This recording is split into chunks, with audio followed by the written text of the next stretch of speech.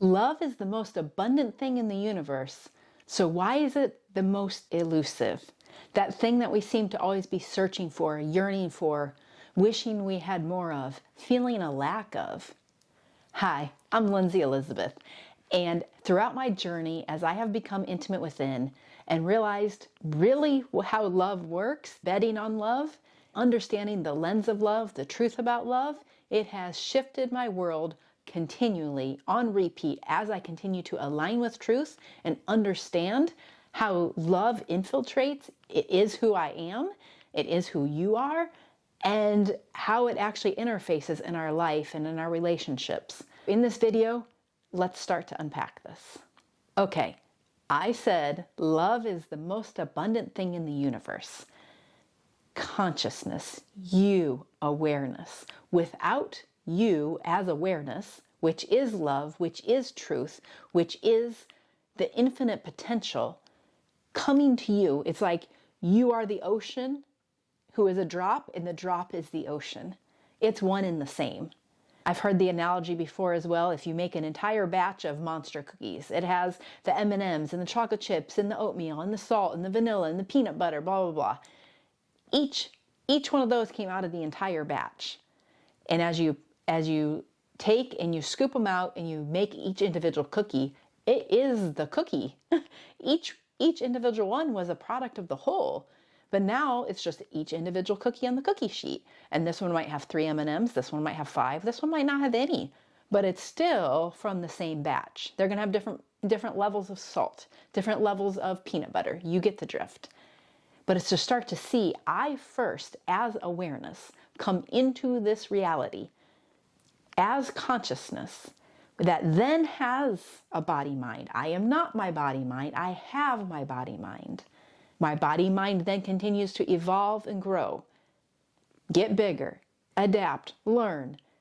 But that's all the body and the mind, because the mind is a byproduct also of the brain. But first, consciousness alivens that, because we know if you get knocked out, if you become unconscious, we're like, where are you? Where are you? Your body might be there, but you're not there.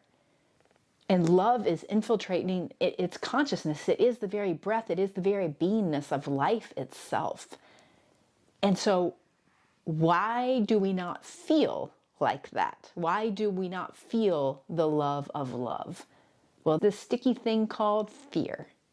And fear has its many different faces: shame, uncertainty, stress, burnout. But to understand that we are in this frequency-based reality, and then we create this fear-based distortion from early childhood woundings, not by our fault, but yet it's not able to be bypassed. It is something that is inevitable, and yet once we start to understand that early in childhood, this lens of perception of distortion got installed, through which now we are experiencing us as consciousness of love being projected through that distortion lens, and now it's all cacophony out here. Now it shows up in a polarity, and we get both ends of the stick, and we're confused, and we're uncertain, and we're not sure, and we're stuck, and we feel shamed, and we feel like we got to get something, avoid something. We might have the life that we want, and it feels lackluster. There's so many iterations, endless, of how it shows up. But it's to start to understand what is actually true. Because if you want to slice the noise, if you want to cut to the core of what is actually happening, love is in full abundance, as is truth. Truth is love. God is love. There is no fear in love. Look up those Bible verses. And so fear is, it is the barrier, it is the limitation, it is the factor of perception that is keeping us from experiencing the love and the wholeness that we already are in our true nature. It does not matter the experience out here. There is not any experience that is not touched by this, and there is not any experience that cannot be brought into its full potential when you are in your full potential of truth and love. So I have a powerful tool, Intimacy Within Checklist, to help see through the interfaces of your specific life where this is coming into play. Comment below Intimacy Within Checklist, and I'll send it your way. Because it is these interfaces of Here I literally am. Oh, get ready in the morning. I think I'm going to do a YouTube video. Okay. Oh, I might be worried about this or concerned about this, or there's no worry and concern, and I just do what flows. Those are both two completely different experiences. If there's worry and concern, is it going to be enough? Is it going to be good enough? Am I going to talk too fast? Am I going to talk too slow? Is my hair going to be done right? Is ... Is anybody going to watch it once I post it? What are they going to say? Like, if I go into all of that, that is all from the level of the mind. That is all from the perception of the distortion of the fear. And fear has a ton of questions. Fear has endless questions, endless finger pointing. But what is actually true is love, my true nature. It arises in my knowing. I know what is my next step, and then I just do it. I don't know what's going to come of it. I don't know the outcome. I just know if I'm in my place of authenticity and truth, it's just the next thing for me to do.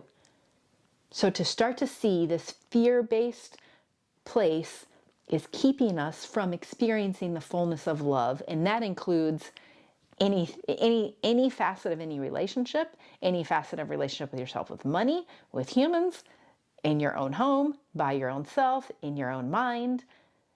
Coming home to the truth of who you are as love, as awareness in your true nature will shift your life radically in ways you cannot comprehend. But all you have to understand right now is, what am I willing for? I'm willing for truth. Cool. Keep following it. It wants you because it is you. It wants to be revealed. If you're not ready, set it aside. Come back when you are. Because your willingness is the key. Your willingness is the path to truth and love and the place of expansion that is available for you.